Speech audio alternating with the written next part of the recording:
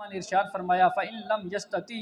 فَبِقَلْبِهِ فَذَلِكَ أَضْعَفُ الْإِيمَانِ۔ حضور نے فرمایا کہ اگر زبان سے بھی نہیں روک سکتا تو اپنے دل کے اندر اس کو برا جانے، اور پھر فرمایا کہ یہ اپنے دل کے اندر صرف برا جاننا، زبان سے کچھ نہ کہنا، اس کا ہاتھ نہ روکنا، فرمایا یہ ایمان کا بہت کمزور ترین درجہ ہے۔ یعنی ایمان کا کمزور ترین درجہ یہ ہے کہ بندہ صرف اپنے دل کے اندر اس کو برا جانے۔ لیکن آپ دیکھیے نا کہ ہمارے ارد گرد بے حیائی کے پروگرام ہوتے ہیں، فحاشی کے پروگرام ہوتے ہیں، طرح طرح کی گناہ کیے جاتے ہیں، لیکن ہم اپنے دل کے اندر بھی اس کو برا نہیں جانتے۔ تو بتائیے نبی اکرم صلی اللہ علیہ وسلم نے فرمایا کہ کمزور ترین ایمان یہ ہے کہ دل کے اندر برا جانے۔ تو ہم کو دیکھنا چاہیے، اپنے گریبان کے اندر جھانک کے دیکھیں کہ ہم ایمان کے کس درجے پر کھڑے ہیں، کہ ہمارا دل بھی اس کے اندر سے پریشان نہیں ہوتا۔ بے حیائی کے کام ہمارے محلوں کے اندر ہوتے ہیں، ہمارے گھروں کے اندر ہوتے ہیں، لیکن کوئی بندہ ایسا نہیں ہے کہ اٹھ کر ان کو منع کرنے والا ہو، کوئی بندہ ایسا نہیں ہے کہ اس کو روکنے والا ہو، کوئی بندہ ایسا نہیں ہے کہ اس کو سمجھانے والا ہو۔ پھر نبی اکرم صلی اللہ علیہ وسلم نے ارشاد فرمایا، اور یہ میں نے تقریر کیوں کی ہے، میں اس کی آخر میں وضاحت کرتا ہوں۔ ہمارے محلے کے اندر یہ کام ہو رہے ہیں، پہلے بھی قاری صاحب کی بلا نے اس کی طرف اشارہ کیا تھا، لیکن ہماری بے بسی یا یہ سمجھ لیے کہ ہم اتنے بے حساس ہو چکے ہیں کہ ہم نے بالکل اس کی طرف توجہ نہیں دی۔ اس کے اوپر میں آخر میں بات کرتا ہوں۔ نبی اکرم صلی اللہ علیہ وسلم کا ایک اور فرمان علی شان سنیے۔ حضور نبی اکرم صلی اللہ علیہ وسلم نے ارشاد فرمایا ما من رجل یکون فی قوم یعمل فیہن بالمعاصی یقدرون علی ان یغیروا علیہ۔ فرمایا کہ تم میں اگر کوئی بندہ جو ہے وہ گناہ کا کام کرتا ہے اور تم لوگ اس کو روکنے پر قادر ہو، اس کو منع کرنے پر قادر ہو، ولا یغیروا، لیکن تم اس کو منع نہیں کرتے، اس کو روکتے نہیں ہو۔ گناہ کا کام بندہ کر رہا ہے تمہارے اندر، تمہارے محلے کے اندر، تمہارے گھر کے اندر، تمہارے معاشرے کے اندر، تمہارے شہر کے اندر، لیکن تم اس کو روکنے پر قادر ہونے کے باوجود اس کو روکتے نہیں ہو۔ حضور نبی اکرم صلی اللہ علیہ وسلم نے ارشاد فرمایا تو پھر اس کا انجام کیا ہوگا؟ فرمایا الا ان اصابہم اللہ بعقاب قبل ان یموتوا، تمہارے مرنے سے پہلے اور ان لوگوں کے مرنے سے پہلے جو اس کو روکنے پر قادر تھے انہوں نے روکا نہیں ہے، حضور نے فرمایا اللہ رب العزت ان کے مرنے سے پہلے ان کے اوپر عقاب نازل فرمائے گا، عذاب نازل فرمائے گا۔ کہ کیوں نہیں انہوں نے روکا؟ یہ قادر بھی تھے ظلم کو روکنے پر، یہ بے حیائی کے کاموں کو روکنے پر قادر بھی تھے، یہ فحش پروگراموں کو روکنے پر قادر بھی تھے، لیکن انہوں نے روکا نہیں ہے۔ تو حضور نبی اکرم صلی اللہ علیہ وسلم نے فرمایا جو قادر تھے انہوں نے روکا نہیں، ان کی موت سے پہلے اللہ رب العزت ان کے اوپر عذاب نازل فرمائے گا۔ اور یہ میرا فرمان تو نہیں ہے، میرا قول تو نہیں ہے، یہ اس کا قول ہے جو اصدق الصادقین ہے، جس کو دشمن خدا اور آپ کا دشمن بھی کہتا ہے کہ اس بندے نے کبھی جھوٹ نہیں بولا، نبی اکرم صلی اللہ علیہ وسلم کا قول، اور وہ فرمان جو صادق المصدوق ہے، یہ کبھی جھوٹا نہیں ہے۔ اگر کوئی بندہ کہے جی پتہ نہیں عذاب نازل ہوگا، نہیں، یہ نبی اکرم صلی اللہ علیہ وسلم کا فرمان ہے۔ فرمایا کہ تم قادر بھی تھے، تم نے بے حیائی کے کام کو روکا نہیں ہے، تم نے ظلم کو روکا نہیں ہے، تم نے غیر شرعی کام کو روکا نہیں ہے، تو یہ فرمان محمد ہے کہ تمہارے مرنے سے پہلے، تمہاری موت سے پہلے تمہارے اوپر عذاب نازل ہوگا، تم کو اس کا جواب دینا پڑے گا، اس کے اندر ایک امتحان سے تمہیں گزرنا پڑے گا۔ اور پھر نبی اکرم صلی اللہ علیہ وسلم کے ارشاد گرامی ہے، حضرت جابر رضی اللہ تعالیٰ عنہ سے روایت ہے، نبی اکرم صلی اللہ علیہ وسلم نے فرمایا کہ رب ذوالجلال خالق کائنات نے گزشتہ انبیاء کرام کی امتوں میں سے ایک بستی کی طرف، ایک امت کی طرف حضرت جبریل کو نازل فرمایا اور فرمایا جاؤ جبریل اس بستی کو، اس پوری بستی کو اٹھاؤ اور اٹھا کر آسمان پر لے جاؤ اور اس کو بالکل الٹا کر کے زمین کے اوپر دس مارو، اس کو دے مارو، پوری بستی کو اٹھاؤ، پوری بستی کو اٹھاؤ۔ اس سے ایک علم یہ بھی ہوا کہ رب ذوالجلال خالق کائنات نے اپنے فرشتوں کو اتنی طاقت دی ہے کہ وہ ایک پوری بستی کو اٹھا کر آسمان کی طرف لے جانے پر قادر ہیں۔ فرمایا جبریل جاؤ اور اس پوری بستی کو اٹھاؤ اور آسمان کی طرف لے جاؤ، اور آسمان کی طرف لے کر جا کر اس کو الٹا کر کے زمین کے اوپر پھینک دو تاکہ اوپر والی چیزیں نیچے آ جائیں۔ حضرت جبریل علیہ السلام نے عرض کی یا رب ذوالجلال خالق کائنات، اس بستی کے اندر ایک تیرا بندہ ہے جو تیری بڑی عبادت کرتا ہے، تیری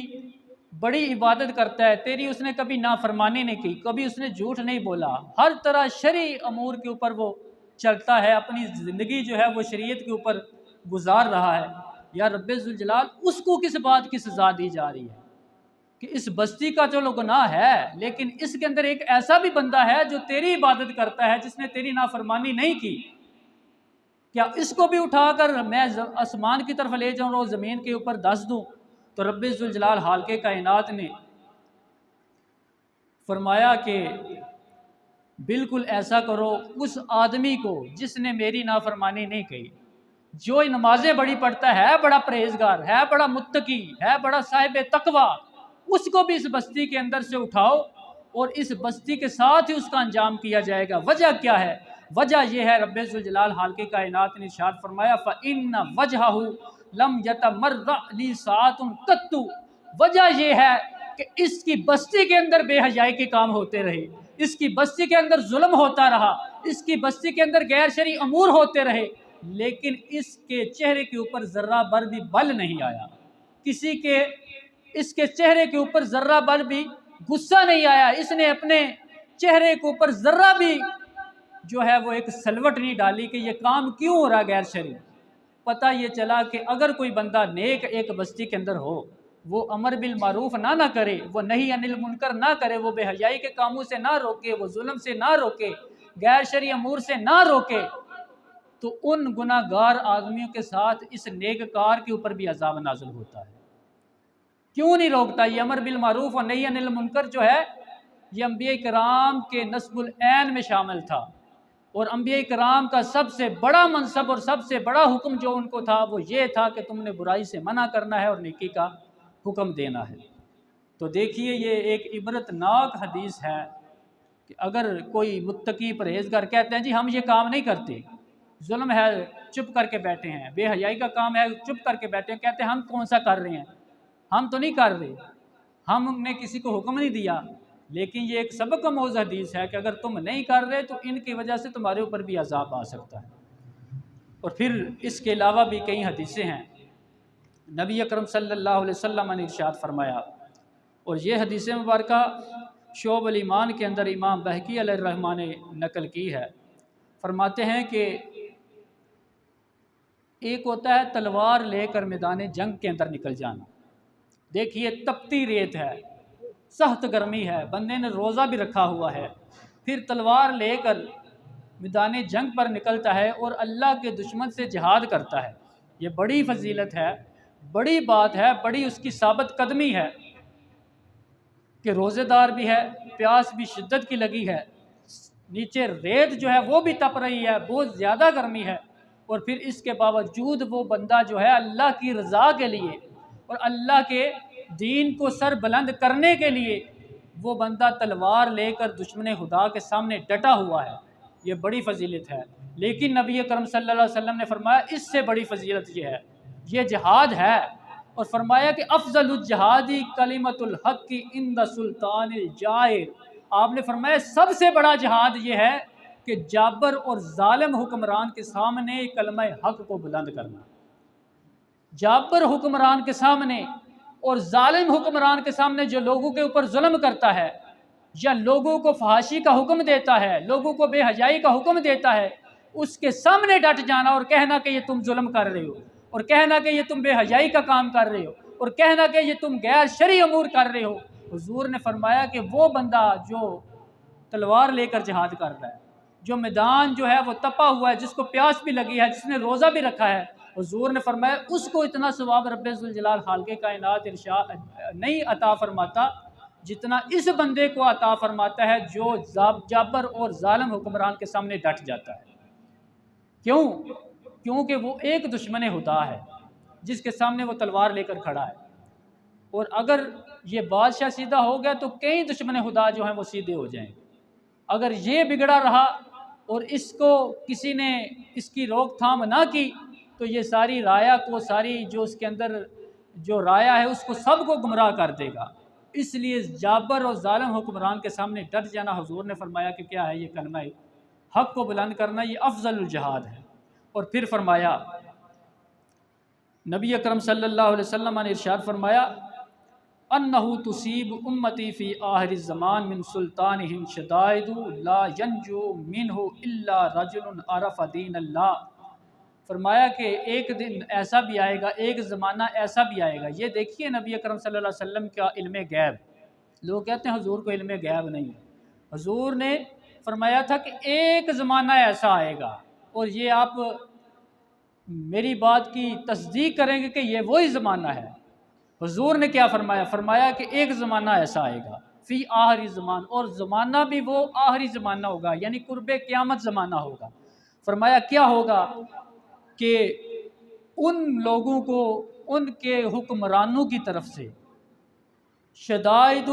ایسی تکلیفیں پہنچیں گی،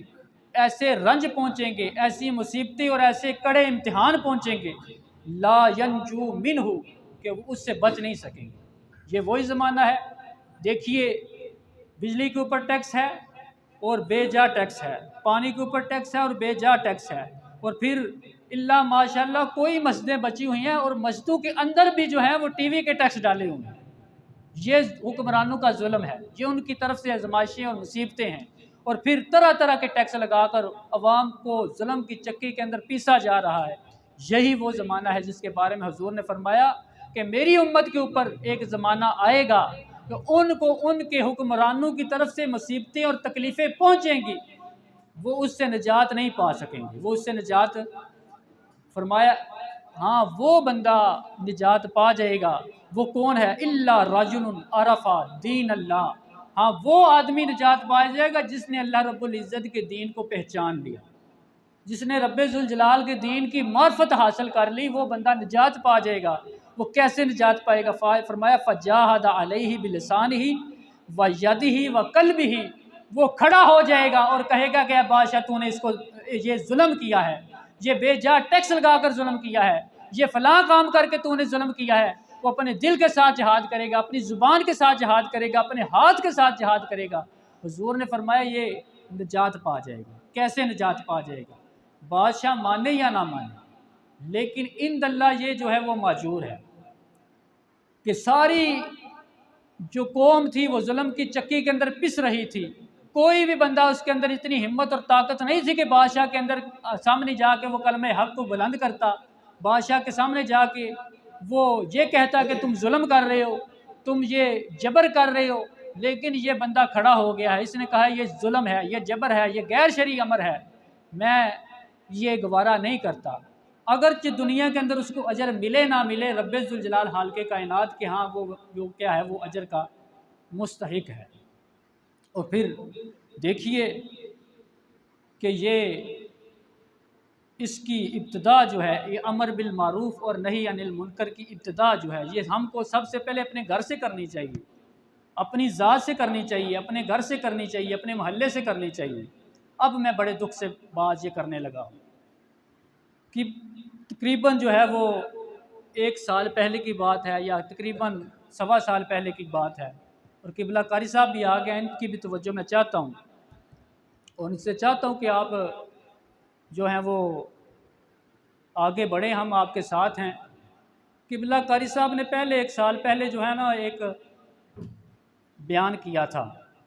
کہ یہ ہمارا محلے کے اندر جو سکول ہے، یہ مسلم گرامر، اس کے اندر گانے لگا کر، دیکھیے میرے بچے جو ہیں وہ اس سکول کے اندر نہیں پڑھتے، قبلہ قاری صاحب کے بچے سکول کے اندر، ہمیں کوئی تکلیف نہیں ہے، اگر آپ نہیں چلنا چاہتے ہو ہمیں کوئی تکلیف نہیں ہے، میں نے امر بالمعروف اور نہی عن المنکر کا حکم دینا تھا، میں نے دے دیا۔ پہلے بھی بیان کیا تھا کہ یہ بچیوں کو نچایا جاتا ہے اور گانے لگا کر بچیوں کو نچایا گیا، پہلے بھی 1 سال یہ کام ہوا، قاری صاحب نے اس کی طرف اشارہ کیا، لیکن ہم ٹس سے مس نہیں ہوئے، اور ابھی تقریباً 2 دن پہلے یا 3 دن پہلے جو ہے پھر میں سبزی لینے گیا، اور وہاں میں نے دیکھا کہ خود اپنے کانوں سے سنا کہ گانے لگے ہوئے تھے، اور اندر بچیوں نے شور بھی مچایا ہوا تھا، ڈرامے چل رہے تھے، ڈانس چل رہا تھا۔ اب میں آپ سے پوچھتا ہوں کہ کیا ہم اتنے بغیرت ہو چکے ہیں کہ ہمارے محلے کے اندر ایک سکول ہے، ہمارے जेबों के खर्चे के ऊपर से वो चल रहा है, हमारे बच्चे उसके अंदर पढ़ रहे हैं, हमारी बच्चियाँ उसके अंदर पढ़ रही हैं, तो क्या हम ये नहीं कह सकते कि ये बेहयाई का काम जो है वो ख़त्म किया जाए, इसको रोका जाए? क्या हम उसके अंदर से ये मुतालबा कर सकते हैं या नहीं कर सकते? बिल्कुल कर सकते हैं। लेकिन कौन करे? क़िबला कारी साहब ने पिछली बार जो अभी बात की, तो चाहिए था ना कि चंद बंदे उठते और कहते कारी साहब चलें हम उसके साथ जाके सर अफजल के साथ बात करते हैं। लेकिन कौन करे? ये मैंने बड़ा मजबूर होकर ये बात की है कि साल गुजर चुका है। मैंने समझा था कि शायद उनको शर्म आ गई होगी, क़िबला कारी साहब ने बयान किया, शायद उनको समझ आ गई होगी, लेकिन साल गुजरा है फिर वही बात की गई है। तो मैं आपसे हाथ जोड़ के अपील करता हूँ कि चंद मुअज़्ज़ज़ बंदे जो हैं उनके पास जाएं, उनको कहें कि हमारे महल्ले के अंदर ये बेहयाई का काम ना किया जाए, हमारी बच्चियों को कम अज़ कम ना नचाया जाए, हमारी बच्चियों को बेहयाई की तरफ ना लेकर जाया जाए। आप ये तो मुतालबा कर सकते हैं, अपने बच्चों के लिए नहीं कर सकते? ये तो आप कर सकते हैं। इंशाअल्लाह अल्लाह रब्बुल इज़्ज़त के फ़ज़ल से जहाँ ज़रूरत पड़ी मैं भी हाज़िर हूँ, क़िबला कारी साहब भी हाज़िर हैं। रब्बे ज़ुल जलाल से दुआ है कि रब्बे ज़ुल जलाल इस्तिक़ामत की तौफ़ीक़ अता फ़रमाए और हमें